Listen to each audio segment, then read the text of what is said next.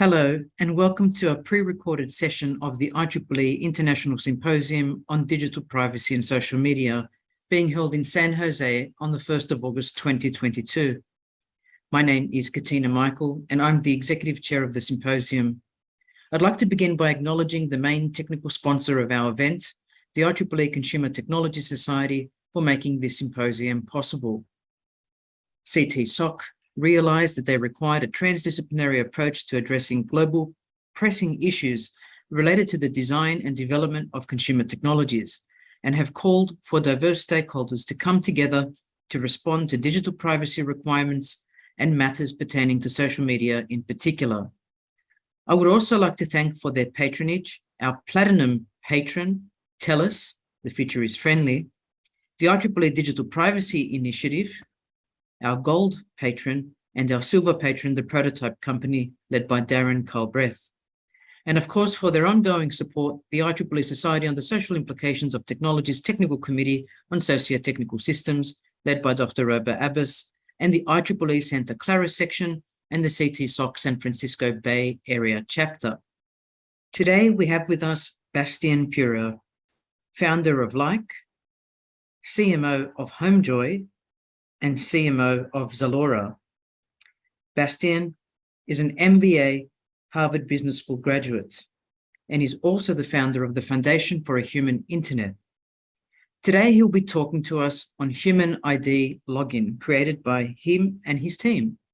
Welcome, Bastian. Hello, everyone. My name is Bastian. I am currently in LA. Sad I can't be there in San Jose. I'll be talking about two topics that are rarely discussed in the same presentation or the same context, but that I believe are deeply intertwined, and I will talk about why. I'll talk about the suggestion to build a human internet that can both protect our privacy and also fight fake news and disinformation. I have been working on these two topics and building in the context of these topics for the last 3 years. I started an open source project called humanID, which is now part of the Foundation for a Human Internet. And I will define that term, what we mean when we talk about a human internet, in the next 15 minutes. We have been helping almost a dozen websites and clients and have been awarded for our efforts by the Harvard Business School, where I started the project, as well as the Mozilla Foundation. But let's take a step back, especially in the context of this conference, and talk about identity. You will hear a lot about identity during this event, and specifically, I want to connect it to our identity offline in our society, especially in a functioning society, in a democracy, and our identity online. You'll hear a lot from identity startups in the context of Web3 and beyond authentication. Identity is a hot topic, but the large majority of startups in the space think about identity the way what the passport represents in the offline world, the way we identify when we go to the bank or to the doctor. That is really important. And in these contexts, it's really important that the other side can really verify who you are, can verify who you really are, and confirm your identity. That is an important function, but that is not everything that identity is offline.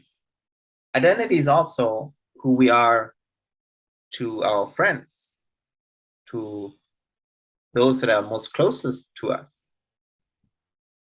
It is who we are when we speak an inconvenient truth, when we whistleblow, or when we go on the streets to demonstrate.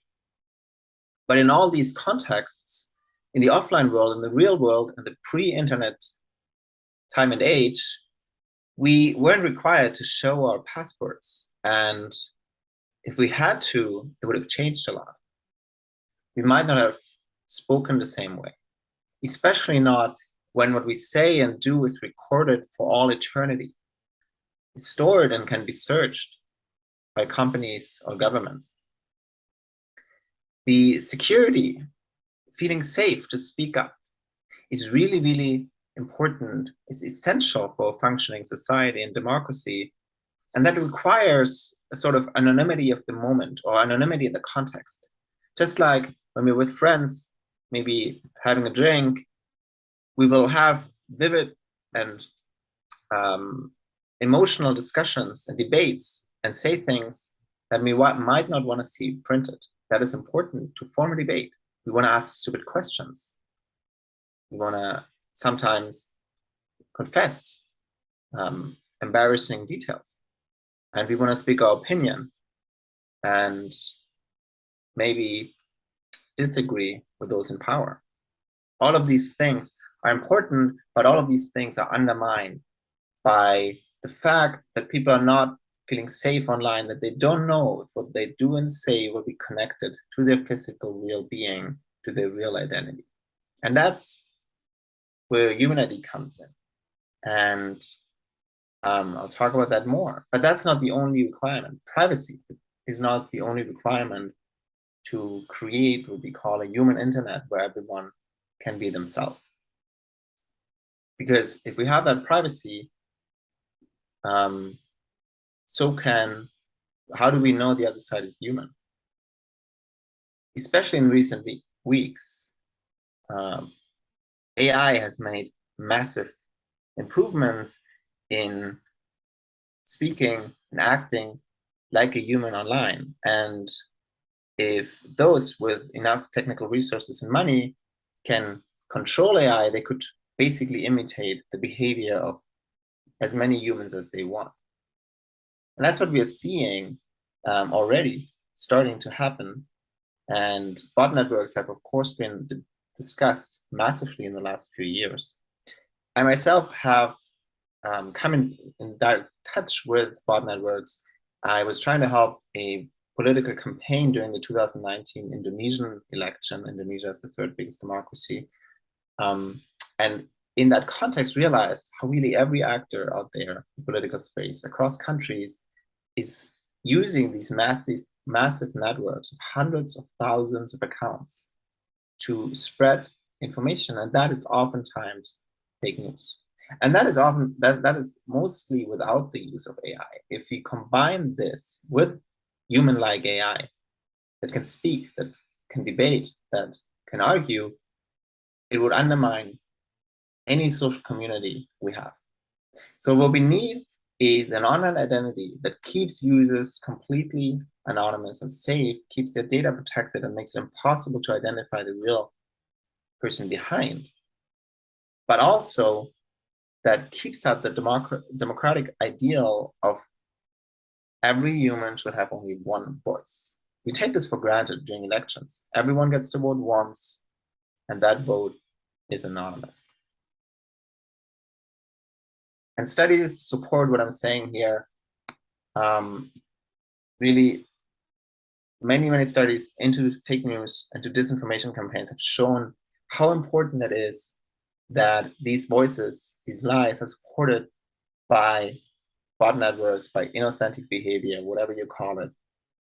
Basically, how it usually works is you take a few core accounts, those can be real humans, that spread a message, but then you have the upvote, the retweeting, the manipulating the algorithm done by these fake accounts, oftentimes automated or semi-automated, where cheap labor controls thousands of accounts per person and just copy pastes and gets paid for that. So, wrong direction. So, one solution, obviously, the prevalent solution on the social web right now are social logins, Google login, Facebook login. But these obviously have privacy issues. Those are discussed a lot. Facebook selling our data. But they also have these accountability issues because Facebook really doesn't have an interest in limiting how many accounts we can create. They need to grow in user numbers. It's one of the #1 KPIs every quarter at Wall Street. And they don't really have a financial interest to limit how much information they store and collect about us, because that's their product, that's what they sell to advertisers. So social logins are really at the core of the problem that we're currently facing here. And that's where humanID comes in. So we've built a single sign-on that works just like login with Facebook, login with Google, but that is aimed to be super easy to use, just like Facebook, but that increases the cost of creating bot networks by requiring a unique exclusive phone number for every single user, and you all pay probably $20 upwards for your phone number every month. That verifies this phone number, but then completely entirely deletes it also from our servers. And that is all as part of a nonprofit, so no incentive here to go against that. Our code is open source and verified by credible actors, that we really do what we are saying and have no financial interest to ever stop doing that. So our login is easy to use, blocks bots and spam accounts, or makes it 50x or more expensive to build these accounts and networks. Makes it easier to identify them as well. But on the other hand, gives platforms, the platform you're logging into, no identifier, no personal identifier such as email or phone number, nothing to find out who the real self behind this account is. And how we do this is, and I'm showing a small overview here, is we're creating a different identifier, not just per user, but per combination of user and platform. So if you log into two different platforms, both platforms would receive a different unique identifier. Both of these would not be reversible into your phone number, your identity. And if there was a data leak from one of our clients, this data would be completely useless in any other context, and we would just have to perform a reset of our logins, and no damage would have been done. And on the other hand, on our side, we don't store this information at all and delete it as soon as the verification is done, so after usually a few seconds. How this then looks like from a user perspective, and this is here in the screen, one of our integration partners is a large American whistleblowing service, is you log in, verify your phone number, just like with any other one-time password login. You type in this phone number, and then the data is immediately erased from our end, and the provider only receives a unique identifier. As easy as that. In terms of costs and options, we do charge as little as we can. So basically, we charge the price of the SMS to the providers. As said, we are non-profit, so we can afford, we don't need a profit margin. We're largely driven by open source developers and have very little overhead there. And the integration is just as easy as logging with Facebook. We're providing SDKs for various platforms, basically all platforms you can think of, and everything is open source. For platforms who work with us, because of course on one hand, it's super straightforward. You can't, like, people hate password, people hate captchas, and it basically replaces both of that. It's passwordless, and it cannot be overcome by AI, which is why websites implement the captcha in the first place. It is very cheap, and it limits the cost of data leaks, which is one of the main existential threats, especially to small companies these days. If you do not save any personal identifiable information, then you might even be immediately compliant with GDPR, CCPA. Of course, it depends on your specific individual setup. And beyond that, even small networks, even small communities of only a few 10,000 users already struggle with bots or abusive users, with marketing spam. WordPress sites are an example. Even small blogs are getting spam. If you create an account on any of these platforms, within minutes you will be get like some affiliate links or anything, or worse, in your inbox. We implemented with a handful of clients. Most of them are either in the space of whistleblowing apps or like high privacy niche, sexual assault, these kind of topics, or in the space of communities like social media. We implemented several small social media sites. It's super easy to integrate. You can sign up with our self-serve developer console or directly talk to us.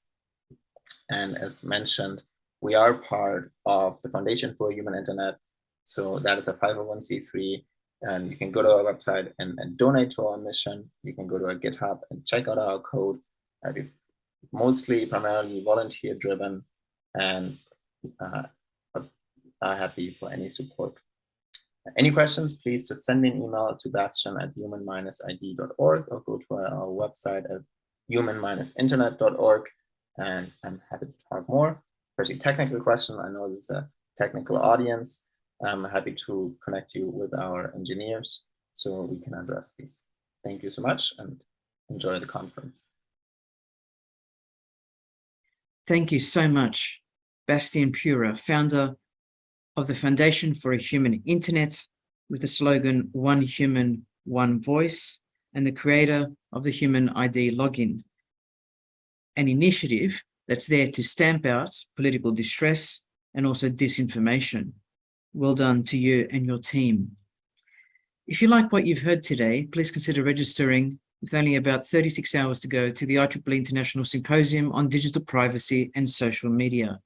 The address is here on your screen. We'd love you to participate either virtually or in person if you are in San Jose on the 1st of August, or internationally for that matter, if you choose to come online.